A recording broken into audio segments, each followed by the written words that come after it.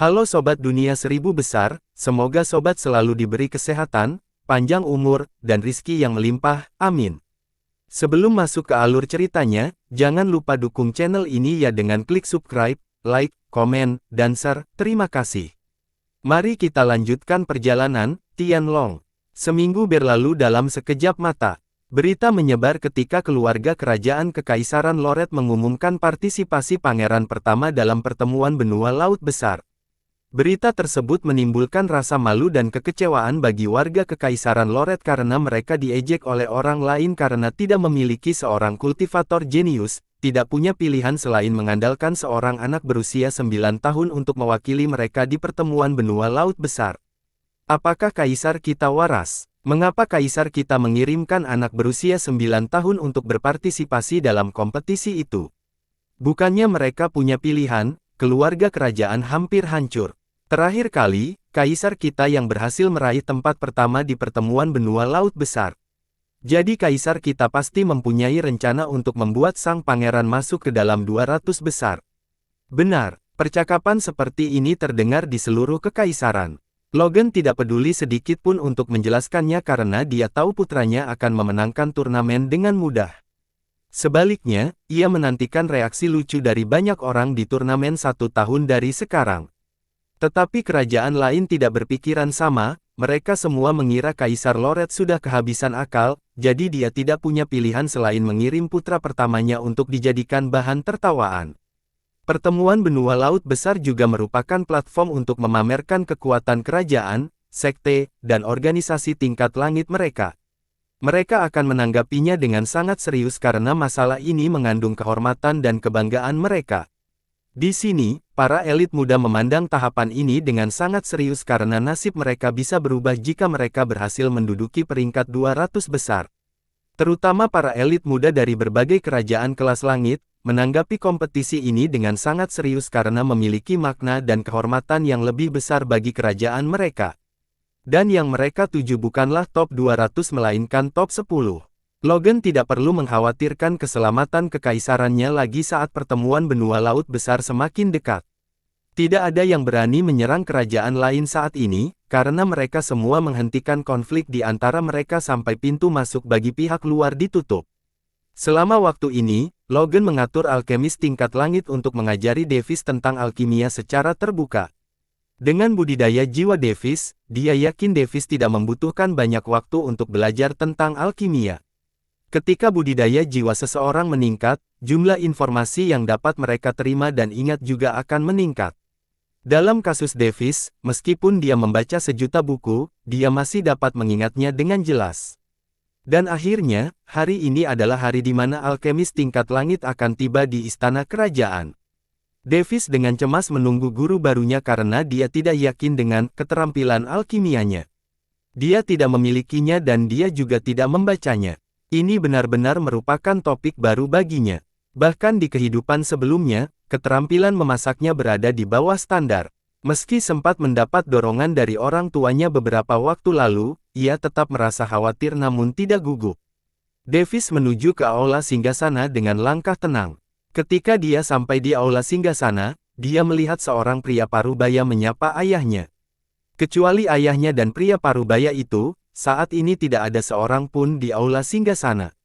Pria parubaya itu tingginya hampir 6 kaki, rambut hitamnya tergerai seperti air terjun, wajahnya ramah dengan fitur tenang yang membuatnya mudah didekati sambil tetap terlihat tersenyum.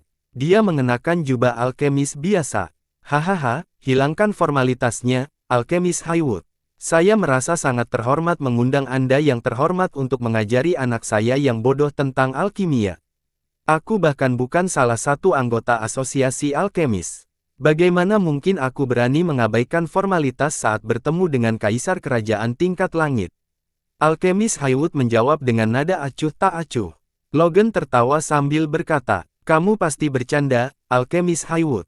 Semua orang tahu bahwa kamu hanya berada di urutan kedua dibandingkan dengan ketua asosiasi alkemis. Saya yakin Anda punya alasan sendiri untuk tidak bergabung dengan asosiasi alkemis," tambah Logan. "Itu bukan rahasia besar. Semua orang tahu bahwa asosiasi alkemis saat ini sudah rusak parah. Jika aku masuk ke dalamnya, aku bahkan tidak akan tahu di mana mayatku akan dikuburkan setelah aku mati. Alkemis Haywood menjawab dengan nada jijik ekspresi di matanya. Alkemis Haywood meremehkan cara-cara asosiasi alkemis, cara mereka adalah tirani dan kesewenang-wenangan. Tentu saja, dan karena itulah aku tidak ingin anakku diajar oleh orang-orang munafik itu. Logan menjawab dengan nada mencemooh. Petik 2 titik. Ini, Kaisar, apakah benar? Tentang apa yang kamu katakan? Tiba-tiba Alkemis Haywood bertanya dengan gugup. Dia tidak berani mempercayai apa yang Logan katakan padanya saat dia diundang. Untuk memastikannya, dia datang dengan tergesa-gesa. Itu Abs. Oh, sepertinya anakku ada di sini, kenapa kamu tidak menanyakannya sendiri, Alkemis Haywood? Logan tertawa secara kiasan. Alkemis Haywood menoleh dan melihat seorang anak yang tingginya hampir 5 kaki mendekatinya. Dia membelalakan matanya karena terkejut. Panggung jiwa muda tingkat menengah. Alkemis Haywood berdiri di sana seperti patung saat dia bergumam dalam hati. Davis tidak berusaha menyembunyikan budidayanya, sehingga Alkemis Haywood dapat dengan mudah melihat budidayanya. Alkemis Haywood tetap terpaku selama beberapa waktu sebelum wajahnya melebar kegirangan. Pangeran pertama Davis Loret, bukan? Sekarang saya mengerti mengapa Kaisar Loret memutuskan untuk mengajak Anda berpartisipasi dalam pertemuan benua laut besar. Alkemis Haywood menghela nafas, pertama, Permaisuri Ruth dan sekarang kamu. Para talenta muda meninggalkan kita seolah-olah itu bukan urusan mereka, dan itu membuatku merasa sangat tua. Pangeran Davis Loret, izinkan saya menjadi guru alkimia Anda. Alkemis Haywood berkata sambil menundukkan kepalanya. Davis yang menyaksikan ini berpikir dengan masam, bukankah seharusnya yang terjadi sebaliknya? Guru, tidak perlu melakukan itu ketika akulah yang belajar darimu, ini buruk. Davis berkata dengan canggung, itu akan terjadi jika aku adalah gurumu, tapi aku adalah gurumu. Faktanya, bakat sepertimu, aku malu menerimamu sebagai murid langsungku, aku tidak layak. Tapi guru, ini bukan Lee. Davis melihat bahwa Alkemis Haywood tidak sombong dan malah menempatkan dirinya di bawahnya yang membuatnya merasa tidak enak. Kamu akan segera menempuh jalur alkimia seperti angin sepoi-sepoi, jadi tidak perlu memanggilku tuan. Alkemis Haywood tersenyum dan menjawab seolah dia tidak keberatan dengan senioritasnya. Baiklah, guru, menurut Anda berapa lama saya perlu mempelajari keterampilan alkimia Anda? Davis bertanya dengan ragu karena dia sangat ingin mempelajari alkimia secepat mungkin. Alkemis Haywood berpikir sejenak sebelum menjawab pertanyaannya, 1 tahun. Hanya 1 tahun yang kamu butuhkan untuk melampauiku jika bakatmu tinggi dalam bidang alkimia. Jika tidak, maka paling lama 5 tahun. Haha, aku senang putraku diakui oleh dirimu yang terhormat, Alkemis Haywood. Logan tertawa dan ikut mengobrol. Jika aku menyerahkan bakat seperti itu kepada asosiasi alkemis, itu akan menjadi dosa besar. Alkemis Haywood berkata dengan tenang, tapi dia senang memiliki Davis untuk dirinya sendiri. Tentu, Logan setuju dengannya. Pertama, sebelum praktik, adalah teori. Saya ingin Anda menghafal semua ini sesegera mungkin sebelum kita mencoba alkimia. Alkemis Haywood tiba-tiba berkata sambil mengeluarkan cincin luar angkasa dari cincin luar angkasanya. Davis melihat cincin luar angkasa dan berpikir, sepertinya dia juga ingin mengajariku. Dia kemudian mengambil cincin luar angkasa dan dengan cepat memeriksanya dengan soul sense-nya. Isi cincin luar angkasa itu adalah buku, semuanya buku. Mulai dari buku yang mencatat informasi jamu, pil dan harta karun. Ada juga banyak buku tentang ensiklopedia ramuan, proses dan teknik pembuatan pil. Ensiklopedia ramuan memuat informasi tentang jenis-jenis jamu, ciri-cirinya, variannya, bahkan lokasi umumnya. Itu juga mencakup cara memetik tumbuhan tanpa merusaknya, dan fitur-fitur lain yang harus diketahui jika mereka ingin menjadi seorang alkemis. Proses pembuatan pil menjelaskan proses pembuatan pil dengan ramuan dan harta karun, sedangkan teknik pembuatan pil menjelaskan cara membuat pil dengan teknik tertentu. Ada lebih dari 100.000 buku yang berisi banyak informasi. Jika manusia bisa menyelesaikan membaca buku-buku ini, tidak diketahui berapa lama waktu yang mereka perlukan untuk menyelesaikannya. Melihat banyaknya buku di luar angkasa, mata Davis bergerak-gerak. Kupikir begitu, aku harus menyerap banyak informasi dasar tentang jamu dan pembuatan pil. Davis awalnya berencana untuk mencapai tahap keempat dalam budidaya tempering tubuh, dan tahap ketiga dalam budidaya pengumpulan esensi dalam 1 tahun, tetapi sepertinya dia tidak akan dapat mencapainya sekarang tanpa banyak kerja keras. Saya berterima kasih kepada guru atas bimbingannya. Davis membungkuk. Jangan khawatir, ini semua hanya informasi tentang jamu dan pil yang bertingkat fana dan tingkat bumi. Setelah kamu selesai dengan itu, datanglah padaku. Aku akan mengujimu. Jika kamu lulus, maka aku akan mengujimu. Jika kamu lulus, maka aku akan mengujimu. Aku akan menyerahkan seluruh warisanku padamu. Alkemis Haywood menjawab dengan penuh semangat. Dia sebenarnya merasa terhormat memiliki Davis sebagai muridnya karena, menurut keyakinannya, Davis akan segera mencapai tingkat yang lebih tinggi darinya. Terima kasih, Guru Haywood. Davis berkata dengan rasa terima kasih. Haha, itu hanya gelar alkemisku. Jangan panggil aku seperti itu, namaku Kevin Wood. Alkemis Haywood tertawa. Baiklah, Guru Kevin. Davis tersenyum tetapi sedikit kesal dengan banyaknya buku yang harus dia baca. Haha, jangan mengecewakan gurumu, Davis. Pastikan belajar dengan benar. Logan lalu meninggalkannya dengan senyum mengejek di wajahnya. Dan menurutmu kemana kamu akan pergi, Kaisar? Tiba-tiba sebuah suara wanita terdengar, tetapi karena suara itu familiar bagi Davis dan Logan, mereka segera mengenalinya. Davis memasang ekspresi sombong sementara wajah Logan menjadi pucat. Alkemis Haywood, aku harap kamu juga mengajari Kaisar tentang alkimia. Keluarga kerajaan akan berhutang budi padamu. Claire menggenggam tangannya dan membungkuk. Kaisar Loret tidak tahu alkimia. Kevin Wood berbalik menghadap Logan dengan kaget. Logan memasang ekspresi malu di wajahnya. Jangan khawatir permaisuri, apa arti satu murid lagi bagiku? Aku akan dengan mudah membuat Kaisar belajar tentang alkimia. Kevin Wood berkata sambil menatap Logan dengan ekspresi aneh. Saya berterima kasih kepada Alkemis Haywood atas pengertiannya. Saya mengucapkan selamat. Tinggal kalau begitu, Claire berkata sambil pergi sambil menatap Logan. Davis dan Kevin Wood kemudian menatap Logan dengan rasa kasihan. Batuk, kalau begitu, sepertinya aku juga salah satu muridmu, Guru Kevin, kata Logan sambil menerima Kevin Wood sebagai gurunya secara tidak langsung. Hahaha, panggil aku kakak senior, ayah. Davis tidak bisa menahan tawanya. Enyahlah, Logan berteriak karena malu. Kevin Wood terdiam. Setelah itu, Davis pergi mengunjungi ibunya. Bu, bagaimana kabarmu? Davis bertanya. Dalam minggu ini, dia sering menemuinya. Apa ini? Kamu datang ke sini hampir setiap hari sekarang. Kenapa kamu tiba-tiba mengkhawatirkanku? Claire terkejut sebelum menyadari bahwa dia bertingkah aneh akhir-akhir ini. Ah, itu, gumam Davis. Mendesah. Apakah ayahmu memberitahumu? Ekspresi Claire terlihat sedih. Davis menghindari matanya sebelum berkata. Petik 2 titik. Ya, apakah kamu sekarang membenciku? Claire bertanya dengan masam sambil melihat putranya mengalihkan pandangannya. Tidak mungkin. Aku tidak akan pernah membencimu. Davis berteriak padanya karena merasa sedih di hatinya. Bu, memangnya kenapa kalau kamu orang luar? Bahkan aku seperti orang luar.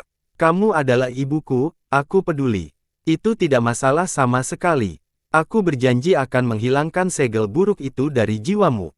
Tunggu saja, Davis berteriak sambil menceritakan emosinya yang tulus. Anakku, aku sangat bangga padamu. Claire memeluk Davis saat hatinya terasa hangat. Dia meninggalkan kembali ke tempatnya hanya untuk Logan. Dia meninggalkan karir kultivasinya hanya demi dia. Dia meninggalkan segalanya dan mengikuti cintanya. Dia tidak menyesali keputusannya sampai Logan menyembunyikan anak satu-satunya selama 3 tahun. Setiap hari tanpa dia adalah neraka baginya. Kultivasinya mengalami stagnasi, pikirannya menjadi kacau saat dia hampir mulai membenci Logan. Dan kemudian, putranya kembali. Saat dia melihat seorang anak kurus di istana kerajaan, dia segera tahu bahwa dia adalah putranya. Pada saat itu, semua penyesalan dan ketidakpuasannya terbang menjauh darinya seperti layang-layang yang talinya terputus. Dia menghujaninya dengan cinta dan perhatian, bahkan sangat memanjakannya. Dan sekarang dia merasa bahwa dia telah tumbuh dewasa sehingga dia akhirnya bisa mengandalkannya. Dengan kata-katanya saat ini, dia merasa sangat puas dengan hidupnya sekarang. Satu-satunya penyesalannya adalah karir kultivasinya dan orang-orang terdekatnya yang berada di sisi lain. Namun demi cinta dan keluarganya, dia kini merasa semua yang dia lakukan sebelumnya tidak sia-sia. Apapun yang terjadi, saya akan melindunginya dengan cara apapun. Davis bersumpah pada dirinya sendiri. Maaf Davis, hanya saja. Ibu baru saja kehilangan terlalu banyak barang dan aku tidak ingin kehilanganmu juga. Claire tersenyum, senyumnya seperti angin musim gugur. Davis berkata dengan lembut, tidak apa-apa, Bu. Saya akan selalu menjadi sekutumu. Mendesah. Apapun yang berhubungan dengan pintu masuk itu dan rumahku, aku tidak akan bisa mengatakannya, ucap Claire. Dia merasa sedih karena tidak bisa membantu putranya. Dia tahu bahwa dia akan berpartisipasi dalam pertemuan benua laut besar saat Logan datang untuk meyakinkannya sebelumnya. Aku tahu, ayah memberitahu. Davis menggelengkan kepalanya menunjukkan bahwa dia tidak perlu mempedulikannya. Claire menganggukkan kepalanya saat dia merasa bersyukur sekali lagi. Kalau begitu, haruskah ibu membantumu bertemu dengan wanita yang kamu suka itu? Evelyn, kan? Claire kemudian menggoda putranya. Davis tercengang sebelum berteriak malu, Bu. Bagaimana ibu tahu? Itu Elia, bukan? Davis berkata sambil mengertakkan gigi. Melihat ibunya tidak membantahnya, dia semakin kesal. Dia kemudian menyadari bahwa, karena dia dibeli oleh ibunya, maka dia pasti disuruh melaporkan tentang dia kepada ibunya sesekali. Oh, sepertinya aku harus lebih sering melakukan intimidasi di sini, pikir Davis sambil tersenyum sadis dalam benaknya. Kamu juga menyukainya, bukan? Claire tersenyum bertanya. Mendengar itu, Davis terkejut sebelum teringat adegan ketika dia begitu dekat dengan wajah Elia saat dia sedang berkultivasi. Wajahnya tanpa sadar menjadi sedikit merah. Sepertinya aku benar. Claire tertawa lembut sambil mencubit pipi putranya. Bu, hentikan, kata Davis karena dia benar-benar malu. Kamu tidak mengira aku akan tahu. Kamu adalah anakku, bagaimana mungkin aku tidak tahu apa yang kamu pikirkan? Cara kamu memperlakukannya, sangat jelas. Tentu saja, aku memperlakukannya seperti temanku. Davis berkata dengan wajah datar sambil berusaha menyembunyikan rasa malunya. Claire terkikik, ya, seorang teman. Meski begitu, aku ingin kamu berkonsentrasi pada alkimiamu untuk saat ini karena itu akan sangat membantu di masa depanmu. Nada suara Claire berubah saat dia berbicara dengan serius. Davis mengangguk ketika dia tahu bahwa dia sedang membicarakan tentang petualangannya ke dunia luar dalam waktu dekat. Dan juga, jangan berkultivasi ke tahap ketiga dari budidaya pengumpulan esensi, jangan tanya apapun padaku, percaya saja pada ibumu. Ini, baiklah, kata Davis karena dia tidak mengerti mengapa ibunya sekarang melarang dia berkultivasi ke tahap ketiga, tetapi karena ibunya yang memberitahunya, dia memilih untuk mempercayainya. Tiba-tiba terdengar suara lucu, kakak, peluk. Davis dan Claire melihat ke arah Diana yang baru saja tidur sebelumnya. Di sampingnya ada Edward, yang juga sedang tidur. Sepertinya dia sudah bangun, kata Claire sambil tersenyum. Kemarilah, gadis manis, kata Davis sambil mengangkat dan memeluknya. Diana baru berusia 2 tahun dan terlihat gemuk dan imut. Diana yang baru bangun langsung tertidur setelah menggunakan bahu kakaknya sebagai bantal. Setelah itu, Claire dan Davis mengobrol ringan seiring berjalannya waktu sebelum dia pergi beberapa waktu kemudian. 3 bulan berlalu dalam sekejap mata.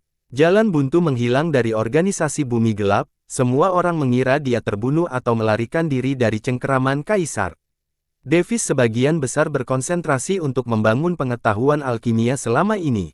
Dia hampir menyelesaikan 70% buku yang diperintahkan untuk dia pelajari. Dia secepat ini karena jiwanya 5 kali lebih kuat. Ketika Kevin Wood mengukurnya, dia tidak tahu seberapa kuat jiwanya karena dia hanya bisa mengetahui tingkat kultivasinya yang sebenarnya. Sekarang, selama beberapa hari, dia tidak dapat berkonsentrasi sekeras apapun dia berusaha.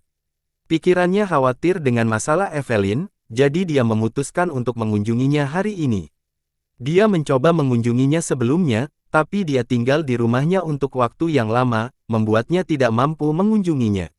Sekarang, dia sedang berada di Cauldon Pill Store, jadi dia tahu bahwa ini adalah kesempatannya.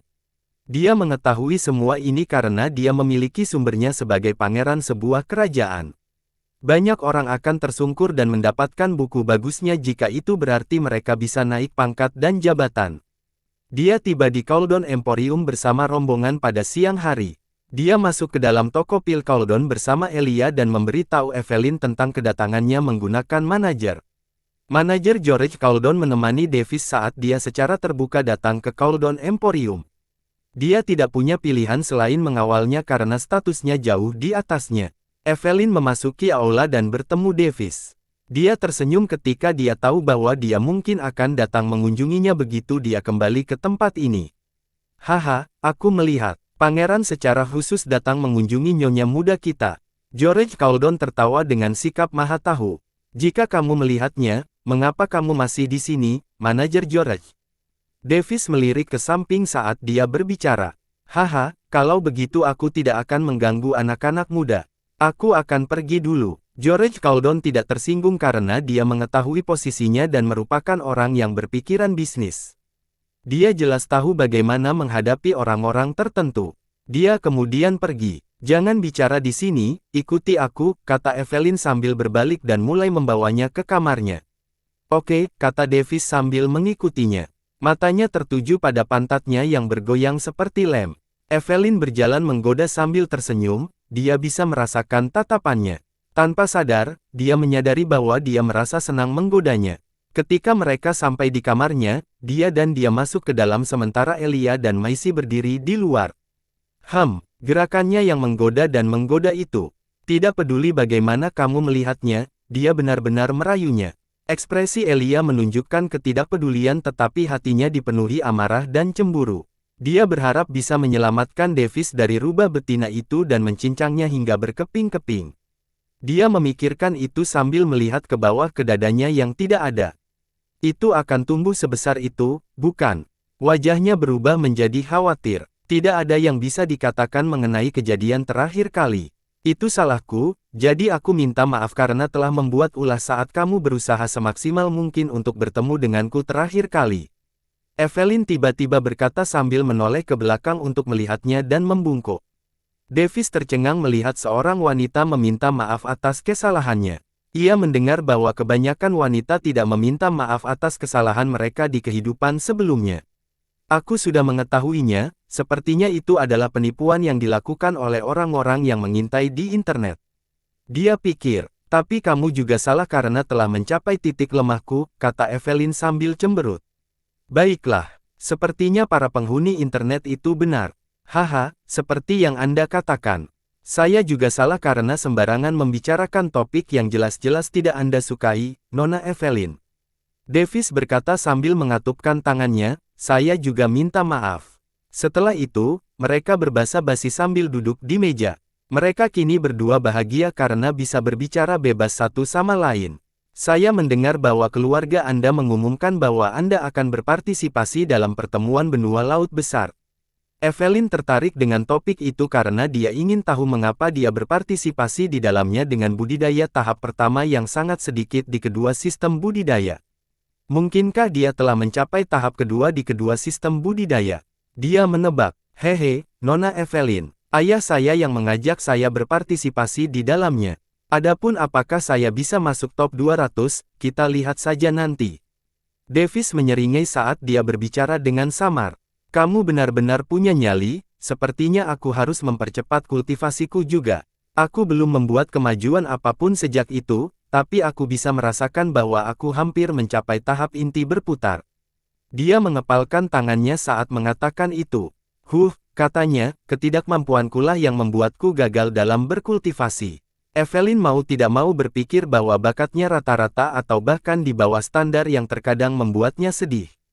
Davis menyipitkan matanya dan berkata, tolong jangan terlalu memikirkan hal itu, pada akhirnya kamu akan bisa.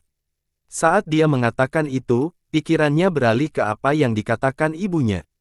Dia tiba-tiba memikirkan sebuah ide untuk mengekangnya dari berkultivasi di saat putus asa, yang pada akhirnya dapat menyebabkan penyimpangan kultivasi. Saya tidak tahu apakah itu yang saya pikirkan, jadi mohon jangan terus berkultivasi untuk mencapai tahap inti berputar. Davis berkata sambil mencoba memilih kata-katanya dengan hati-hati. Apa? Evelyn merasa dia tidak memahami kata-katanya dengan jelas. Dia memintaku untuk tidak berkultivasi. Dia tiba-tiba merasa bahwa dia sedang mengejeknya lagi sebelum segera menyingkirkan pikiran itu. Kemudian menjadi tenang setelah dia berpikir, cara dia mengatakannya, sepertinya tidak demikian. Mengapa? Evelyn bertanya karena dia tidak mengerti. Davis sedang memikirkan kata-kata yang tepat untuk memperjelas pesannya tetapi tidak bisa karena dia tidak yakin dengan apa sebenarnya yang ingin disampaikan ibunya pada saat itu. Kemudian dia berpikir jika dia tidak bisa menggunakan kata-kata yang tepat maka dia harus menggunakan tindakan yang benar untuk membuatnya tidak berkultivasi untuk saat ini. Lagi pula, dia akan menjadi istriku, kenapa ragu? Davis berpikir tanpa malu-malu sambil tiba-tiba memegang tangannya saat dia berdiri. Jangan kaget, Nona Evelyn. Dia segera memperingatkannya. Evelyn sangat terkejut saat dia merasakan tangannya dipegang olehnya, dan menjadi merah padam saat dia mendengar dia memperingatkannya. Pikirannya menjadi kacau saat dia buru-buru memikirkan berbagai kemungkinan, tapi terhenti saat dia merasakan sedikit sensasi kesemutan di tangannya. Ini adalah energi tahap kondensasi energi tingkat puncak. Evelyn terkejut saat dia berdiri. Matanya membelalak ke arahnya saat dia memandangnya seperti sedang melihat hantu. Ya, seperti yang kamu pikirkan. Inilah alasan ayahku percaya padaku, kata Davis perlahan. Evelyn mengangguk, masih menatapnya dengan ekspres tercengang. Apa hubungannya denganku yang tidak berkultivasi ke tahap inti berputar? Tapi dia bertanya dengan ragu. Untuk beberapa alasan, ibu saya melarang saya berkultivasi ke tahap inti berputar. Dia adalah ibu saya dan saya tahu bahwa dia mendoakan yang terbaik untuk saya dalam segala hal. Itu sebabnya saya memilih untuk mempercayainya dan berhenti berkultivasi ke tahap inti berputar. Maksudmu, itu? Dia mengatakannya dengan ekspresi tidak percaya di wajahnya. Davis menganggukkan kepalanya dengan sungguh-sungguh dan berkata, ada kemungkinan bahwa tahap inti berputar di benua kita belum lengkap atau masih ada beberapa peningkatan lagi. Di telinga Evelyn, apa yang dia katakan bergema seperti gemuruh guntur baginya. Kenapa kamu mengatakan ini kepadaku? Bagaimana jika aku membocorkan informasi ini kepada keluargaku? Apakah kamu tidak takut? Dia bertanya dengan tidak percaya.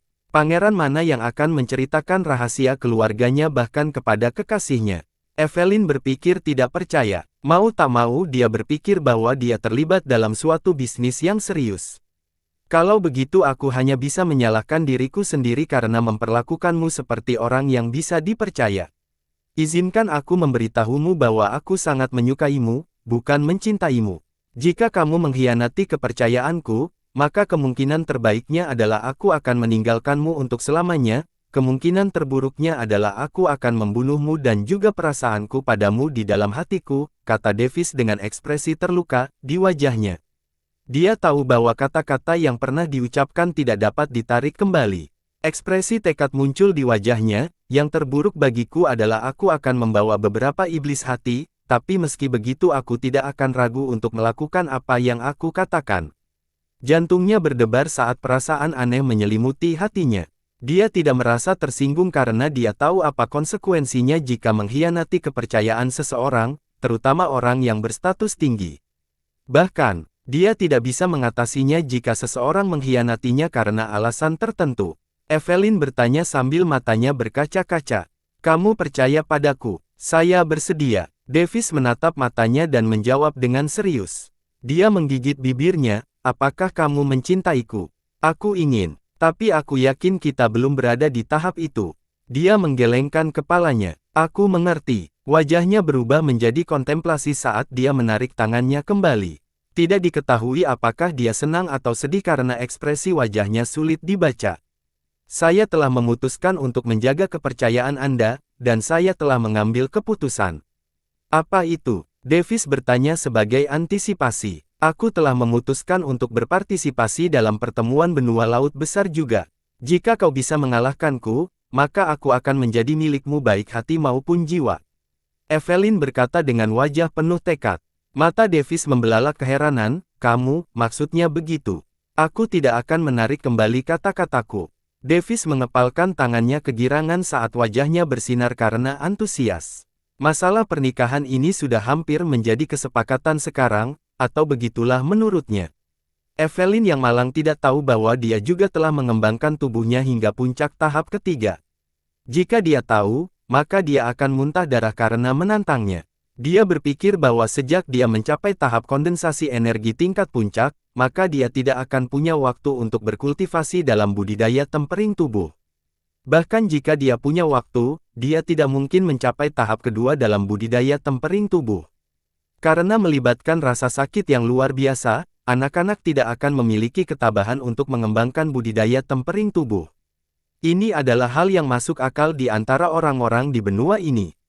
Ada beberapa pengecualian, tapi mereka semua adalah anak-anak dengan garis keturunan binatang atau unik. Dia berencana untuk berkultivasi ke tahap ketiga dari budidaya tempering tubuh dalam beberapa bulan tersisa karena dia memiliki kepercayaan diri dan sumber daya untuk melakukan itu. Dia bertekad untuk menahan rasa sakit yang mungkin dia alami, jadi dia dengan berani mengusulkan kesepakatan kepadanya dengan keberanian. Biarpun aku kalah, bukan berarti aku kehilangan apapun, pikirnya sambil tertawa di dalam hatinya. Baiklah, kamu bisa keluar sekarang. Evelyn berteriak sambil menyeringai. Davis tercengang melihat perubahannya. Bukankah kamu yang mengatakan kita harus berbicara setara, mengesampingkan status kita? Lagi pula, kita sedang bersaing sekarang. Davis sekarang mengerti sambil bertepuk tangan sekali, bagus. Aku akan pergi ke pertemuan benua laut besar dan membeli Evelyn. Wajah Evelyn menjadi merah padam. Apa, kaulah yang menerima kami sebagai orang yang setara dan bersaing? Sambil tertawa terbahak-bahak, Davis pergi dengan langkah besar. Setelah beberapa saat hening, wajah Evelyn masih memerah karena dia tersipu mendengar pernyataannya. Bagaimana aku berjanji pada pangeran tak tahu malu ini? Ini adalah pertanyaan yang dia ingin tahu jawabannya sendiri. 6 bulan berlalu, Davis berhasil mempelajari alkimia selama periode ini. Dari segi pengetahuan, dia bahkan saat ini setara dengan alkemis kelas langit tingkat menengah. Bahkan gurunya Kevin Wood mengakui kemampuannya mengingat hal-hal yang dia pelajari. Kevin Wood sangat bersyukur dengan muridnya. Sayangnya untuk pelajaran praktisnya, seperti membuat pil, Davis tidak punya waktu atau kemewahan untuk itu. Jadi dia tidak bisa mengajar dan Davis tidak akan bisa membuat satu pil pun bahkan jika dia mencobanya tanpa pengalaman sebelumnya. Jadi, Davis memutuskan bahwa dia akan kembali dari pertemuan benua laut besar untuk belajar membuat pil. Selama ini, ia berhasil memasuki tahap keempat dari budidaya tempering tubuh, tahap perak. Bahkan tanpa budidaya penempaan jiwa, ia merasa bisa mengalahkan pesaingnya dengan budidaya tempering tubuh. Dia meningkatkan keterampilan bertarungnya dengan Hendrickson selama sebulan terakhir dan hasilnya dia bisa menggunakan tombak dengan mahir. Meski skillnya tidak terlalu bagus, dia mampu memanfaatkan kekuatan berkekuatan ratusan ribu kilogram untuk menghancurkan lawannya dan itu hanya dengan kekuatan normalnya. Karena dia memiliki Tyrant fisik, dia dapat memanfaatkan kekuatan 200.000 kg yang dapat dengan mudah menekan penggarap panggung perak tingkat rendah dan berhadapan langsung dengan penggarap panggung perak tingkat menengah. Sekarang saatnya dia meninggalkan ibu kota kerajaan dan menuju pertemuan benua laut besar yang diadakan di pusat benua. Davis dan Logan mengucapkan selamat tinggal kepada keluarga mereka dan melakukan perjalanan ke tengah benua. Sebenarnya, kerajaan Loret adalah yang paling dekat dengan pusat benua, jadi merekalah yang melakukan perjalanan lebih lambat dari siapapun. Pusat benua itu adalah laut dan diberi nama, Laut Besar, jadi benua itu dinamai menurut namanya dan juga tidak ada yang menaklukkan benua itu sejak zaman kuno. Laut Besar memiliki panjang 100.000 km, dipenuhi binatang laut yang berada di tahap ketiga. Bahkan monster tahap keempat dan tahap kelima tinggal di sana tetapi waspada terhadap manusia dan umumnya tidak akan menyerang selama waktu ini karena, setelah seekor binatang memasuki tahap keempat, tahap binatang roh, mereka mendapatkan perasaan. Beberapa binatang ajaib bahkan memiliki kemampuan untuk mendapatkan bentuk manusia ketika mereka mencapai tahap binatang roh, namun sayangnya, benua saat ini belum melihatnya. Ada banyak pulau di Grand Sea dan kompetisi akan diadakan di salah satu pulau tersebut. Logan, Davis, dan banyak lainnya yang akan berpartisipasi dalam pertemuan benua laut besar, berangkat dengan kapal kelas langit yang tahan terhadap serangan binatang ajaib laut tahap ketiga. Kapal dengan panjang 2 km dan tinggi 10 lantai ini mampu menampung 1 juta orang dalam pelayaran tersebut.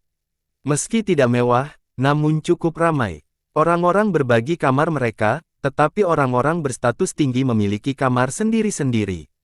Meski tahan, namun juga cukup lambat.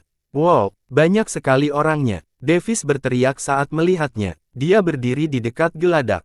Dia juga punya kamar sendiri jadi dia tinggal di sana bersama Elia. Elia juga berpartisipasi dalam Grand Sea Continent Meet karena dia didorong oleh Davis untuk melakukannya. Kapal ini menampung 1 juta pemuda dari seluruh Kekaisaran Loret karena mereka semua akan berpartisipasi dalam pertemuan benua laut besar. Terkadang ada beberapa kultivator keliling yang bisa mendapatkan tempat di top 200. Jadi dengan harapan di benak mereka, jutaan pemuda melakukan perjalanan dari setiap kerajaan ke pertemuan benua laut besar. Bahkan jika mereka tidak bisa masuk ke dalam top 200, tidak ada masalah sama sekali bagi mereka.